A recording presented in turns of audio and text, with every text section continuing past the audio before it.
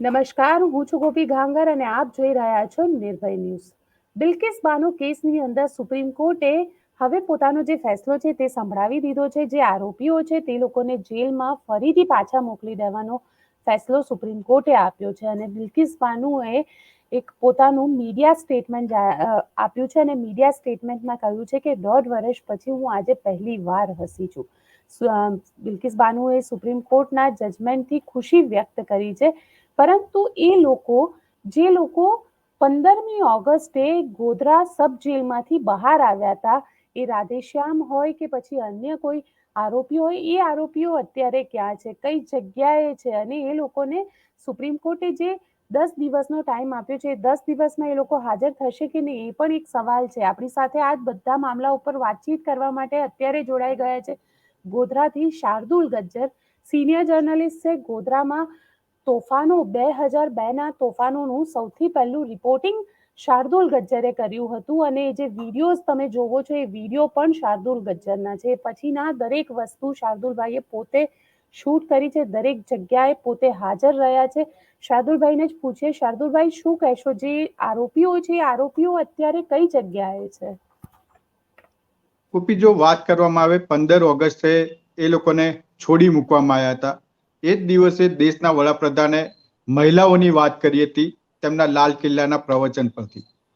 અને આ બાજુ જે બિલ્કિસ જે છે એ પણ એક મહિલા છે અને તેઓના જે દોષીઓ હતા તેઓને છોડી મૂકવામાં આવ્યા.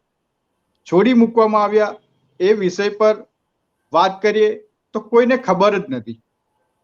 કોઈ મીડિયા ત્યાં ગયું નથી કે જેણે ફોટોગ્રાફી કરી હોય કે શૂટિંગ કર્યું હોય.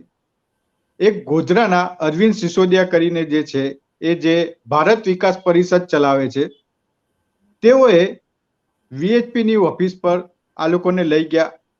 જેલની બહાર તેમને હાથ તોરા કર્યા, મીઠાઈઓ ખવડાવી અને જાતે જ પોતાના ફેસબુક પર એમણે જાહેર કર્યું કે બિલ્કિસના જે આરોપીઓ હતા તેઓ આજે દેશ છોડી મૂકવામાં આવ્યા છે, દોષ મુક્ત કરી મૂકવામાં આવ્યા છે. બસ આ જે ફોટા અને વિડીયો વાયરલ થયા ને, એ આ જજમેન્ટનું મૂળ કારણ છે. કેમ કે ગોપી, કોઈ પણ રિપોર્ટર ત્યાં પહોંચ્યું નહોતું, કોઈને ખબર નથી અને આજ દિન સુધી લોકો બિલ્કિસને ઓળખતા હતા, પરંતુ બિલ્કિસના આરોપીને કોઈ જ ઓળખતું નહોતું. બિલ્કિસના આરોપીને કોઈ ઓળખતા કર્યા હોય તો આ ભારત વિકાસ પરિષદના જે અરવિંદભાઈ સિસોદિયા જે છે એમને બતાવ્યા કે આ બિલ્કિસના આરોપી હતા. વાત ત્યાં સુધી પૂરી થઈ ગઈ, લોકોને ખ્યાલ ના આવ્યો. પણ જેવું વાયરલ વિડીયો ને ફોટા થયા એટલે લોકોની નજરમાં આવવાનું ચાલુ થયું. ત્યાર પછીના જે દિવસો હતા એમાં પણ જે ધારાસભ્ય છે ગોધરાના સીકે રાહુલજી, તેઓએ તેમને સંસ્કારી અને બ્રાહ્મણ કહીને નવાજ્યા અને તે લોકોની ચાલ ચલંગત સારી હતી તેથી જ છોડી મૂકવામાં આવ્યા એવી વાત કરવામાં આવી હતી. તેના જ કારણે આ લોકો જે છે એ લોકોની નજરમાં આવ્યા, મીડિયાની નજરમાં આવ્યા અને લોકોને ખબર પડી કે આ ઘટના ક્યાં ચાલી રહી છે. એમએલએ સીકે રાહુલજી ગોધરાનો ચલો વાંક નથી, પણ દાહોદના જે સાંસદ છે જસવંતસિંહ ભાભોર, તેઓએ પણ આમાં કશું બાકી નહોતું રાખ્યું. કેમ કે રંધીકપુર તેમનું નિવાસ સ્થાન છે અને તેમના નિવાસ સ્થાનથી 2 જ કિલોમીટર આ સિંગવડ ગામ છે અને આ 11 જે આરોપી હતા એ સિંગવડ ગામના હતા, એટલે બિલ્કિસ જ્યાં રહેતી હતી ત્યાંના હતા. હવે આ જે આરોપીઓ જ્યારે છૂટીને ગયા ત્યારે જસવંતસિંહ ભાભોરે તેમના જે ભાજપના જે બધા પ્રોગ્રામો થયા તેમાં તેમને સ્ટેજ ઉપર ખુરશી આપી અને દરજ્જો આપ્યો અને વાતમાં કે ભાષણમાં કહેવામાં આવ્યું કે આપણા આ ગામના જે લોકો છે એ ચાહે રાધેશ્યામ હોય કે અન્ય આરોપી હોય, એ વ્યક્તિઓને સ્ટેજ પર બેસાડવામાં આવ્યા, તેમની વાહવાહી કરવામાં આવી અને ત્યારે લોકોને ખબર પડી કે આ લોકો બિલ્કિસ કેસમાં હતા અને આ લોકોએ સાચે જ આપણું હિન્દુત્વનું કામ કર્યું છે એ વાત કરી હતી. પછી એક અલગ વિષય જોવા જઈએ તો આ જે પણ શાર્દુલભાઈ, સવાલ અહીંયા એ ઉભો થઈ રહ્યો છે કે જે રીતે આખી ચર્ચા થઈ રહી છે. એટલે સુપ્રીમ કોર્ટની અંદર એક એપ્લિકેશન મૂવ કરવામાં આવી. ત્યાં સુધી શું બિલ્કિસને ખબર હતી કે તેમના આરોપી છૂટી ગયા છે, કે મીડિયામાં ન્યૂઝ આવ્યા બાદ બિલ્કિસને આ વાતની ખબર પડી? શરૂઆતમાં તો જે કઈ ખબર પડી એ ભારત વિકાસ પરિષદના અરવિંદ સિસોદિયાએ લોકોને ખબર પડી, પછી મીડિયાને ખબર પડી, અને મીડિયાને ખબર પડતાની સાથે બિલ્કિસે શું કહેવું છે તેના માટે અમે ગયા. ત્યારે બિલ્કિસના પરિવારે કીધું કે આ જે કંઈ થયું છે એ ખોટું થયું છે, સજા તેઓની બાકી છે, અને સજા કરતા વહેલા કેમ દોષમુક્ત કરી દીધા, ત્યાંથી આ સવાલ ઉભો થયો અને ફરીથી યાચિકા દાખલ કરવાની વારી આવી. ગોપી, બીજી એક અગત્યની વાત કહીએ કે આ જે 15 ઓગસ્ટે જે છોડી મૂકવામાં આવ્યા આરોપીને, એમાં બીજા 11 જણાની કમિટી હતી. એ 11 જણાની કમિટી જે હતી એમાં 2 ધારાસભ્ય હતા, ધારાસભ્ય ગોધરા, ધારાસભ્ય કાલોલ, કલેક્ટર, એસપી, જેલના સુપ્રિન્ટેન્ડન્ટ, નગરપાલિકાના સભ્યો. આમ જોવા જાય તો સરકારી બાબુ સિવાય જે કઈ બી વ્યક્તિઓ હતા એ બીજેપી જોડે અનેક રીતે જોડાયેલા કે એમનો નાતો સીધો હતો તેવું સાબિત થતું હતું. એટલે રચાયેલું આખું તૈયાર કરેલું ભાણું હતું અને તે જ પીરસવામાં આવ્યું. અને પીરસાયા પછી જમીને ઓળખાણ ખાવો જોઈએ તેની જગ્યાએ આ જે અરવિંદભાઈ સિસોદિયા છે તેમણે ફોટા પાડીને બતાવી દીધું કે આજે અમે આ ખાધું. બસ એ ખાવાના કારણે લોકોએ પૂછ્યું કે ટેસ્ટ કેવો લાગ્યો, તો એ જે ટેસ્ટ છે એ આજે એમને ખબર પડે છે કે આ ટેસ્ટ સારો નહોતો. કેમ કે જે મીઠાઈ હતી એ હવે ક્યાંક ને ક્યાંક હિન્દુત્વ માટે ઝેરીલી બની ગઈ છે, કડવાશ આવી ગઈ છે. અને એટલા માટે જ ના તો કોઈ હિન્દુ સંગઠન કે ના કોઈ હિન્દુ નેતા કે ના કોઈ જે આરોપીનું પરિવાર છે કે ના આરોપી કોઈ પણ બોલવા માટે તૈયાર નથી. કેમ કે હવે હાથે કરીને પગમાં જે કુવાડી વાગી છે અને કહેવાય એવું નથી કે મને કોને માર્યું. આ પરિસ્થિતિ હાલમાં આ લોકોની થઈ ગઈ છે. આ જે આરોપીઓ છે, આરોપીઓ અત્યારે ક્યાં છે? ગોપી, જો વાત કરવામાં આવે આરોપીઓની તો અમે લોકો એમને જ્યારે કેસનો ચુકાદો આવવાનો હતો ત્યારથી જ અમે નજરમાં હતા કે ભાઈ એ લોકો ક્યાં છે ને ક્યાં શોધી રહ્યા છે. સત્ય ને નગ્ન હકીકત એક જ છે કે જ્યાં પણ છે ત્યાં બીજેપી કે વીએચપી ની છત્રછાયા હેઠળ છે. એ લોકોને પૂરતું ખાવા પીવાનું ભોજન મળી રહ્યું છે, એ લોકોનો રખરખાવ થઈ રહ્યો છે, પરંતુ કોઈને પણ મીડિયાની સામે આવવા દેવા માંગતા નથી. અને આ જ લોકો એટલે ઘેર ઘેર ને ગલીએ ગલીએ નેતાઓ થઈ ગયા છે. એટલે એ લોકો પણ મીડિયા વાળા આવે એટલે ચૂપકી સાધી દેવાની, કોઈને કઈ કહેવાનું નહીં. આ વિષયમાં બિલ્કિસ વાળા કેસમાં કોઈએ ચર્ચા કરવી નહીં તેવા સમ ખાઈ લીધા છે તેવું છે. ગોપી, એટલે ત્યાં આગળ એમનું જે ગામ છે રણધીકપુર, ત્યાં આગળ પણ કોઈ બોલતું નથી, કોઈ રિએક્શન નથી આપી રહ્યું. રણધીકપુર એટલે સિંગવડ જે ગામ છે એ ગામના સિંગવડ ગામ. લોકો પણ હવે ત્રાસી ગયા છે કે ભાઈ બહુ થયું, હવે બંધ કરો, એમ કરીને વાત કરી રહ્યા છે. જે ઘર પરિવાર વાળા છે એ એવું કહી રહ્યા છે કે આટલા વર્ષો જ્યારે અમારા ઘરના પરિવાર કે ઘરના મોભી જેલમાં હતા તો કોણે અમારું પૂરું કર્યું કે કોણ આવીને અમારું સાચવી ગયું? આ જે કંઈ બી થઈ રહ્યું છે એ માત્ર કોર્ટ કેસ કે જેલ સુધી જ સીમિત કે એ લોકોને જ પૂરું પાડ્યું છે. પરંતુ ક્યાંક ને ક્યાંક એમના જે પરિવાર છે એમને પણ હું જે તે સમયે મળ્યો હતો, અનેક વખત મળ્યો હતો, પણ એમની દુર્દશા અને દયા જોઈને આપણને એમ થાય કે ખરેખર આ જે છે એ કેસ સાચો છે કે ખોટો છે. કેમ કે કેસમાં 2 સગા ભાઈઓ છે, બાપ બેટો છે, કાકા ભત્રીજો છે.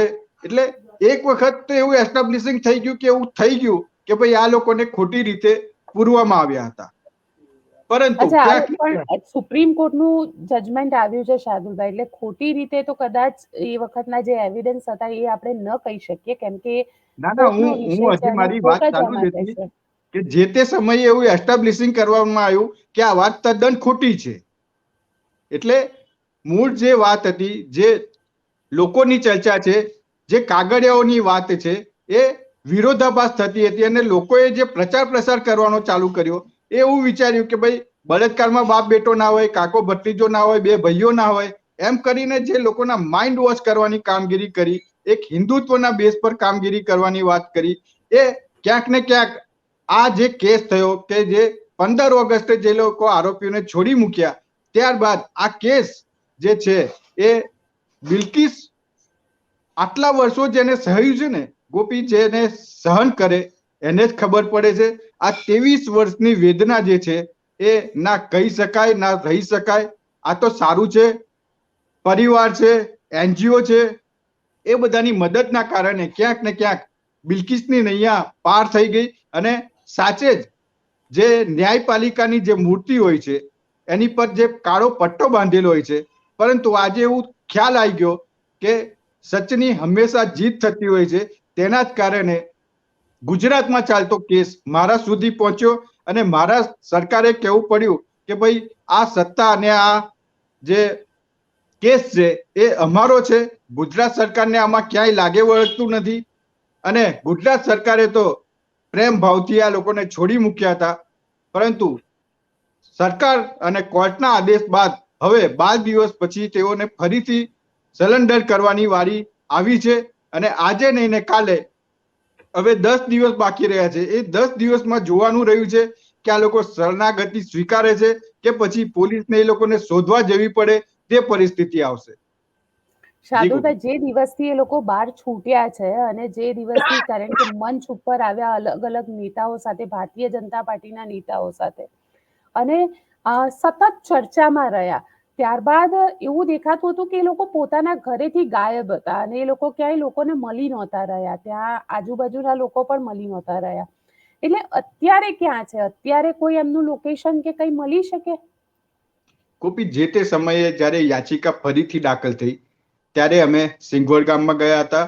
ત્યારે પણ લોકોની ઘરે જઈને પૂછ્યું હતું તો એમના પરિવારમાંથી પત્ની મળે, કાં તો એમના મધર મળે, કાં જે રાધેશ્યામ છે એમના પપ્પા મળે. એ લોકો જોડે ચર્ચા કર્યા પછી એ લોકો એવું કીધું કે ભાઈ કોઈ પણ પ્રકારનો કોર્ટનો કાગળ આવે કે જવાબ અમારે આપવો પડે, અથવા એ રૂબરૂ હોય ને રૂબરૂ સ્વીકાર્યું છે ને રૂબરૂ સહી કરી છે એવી ખબર પડે, તે જ બીકથી આ લોકો આટલા દિવસ, માની લો કે 15 ઓગસ્ટથી માંડીને આજ દિન સુધી, ભલે એ લોકો જેલમાંથી છૂટીને આવ્યા, પરંતુ એ લોકોએ ના 2 ટંકનું એમના ઘરમાં ભોજન લઈ શક્યા છે કે ના ઘરમાં આરામથી ઊંઘી શક્યા છે. ક્યાંક ને ક્યાંક આ જે ભય હતો તેમાં દેખાતો જ હતો. અને એ ભયના કારણે જ એ લોકો પોતાના ઘરમાં કે પોતાના ગામમાં રહી નતા શકતા. આ જે 11 આરોપીઓ છે એ. જી ગોપી, લાગે છે કે એ લોકો સામેથી ચાલીને આવશે પોલીસ પાસે, કે પછી પોલીસે તેમને અરેસ્ટ કરવા જવું પડશે?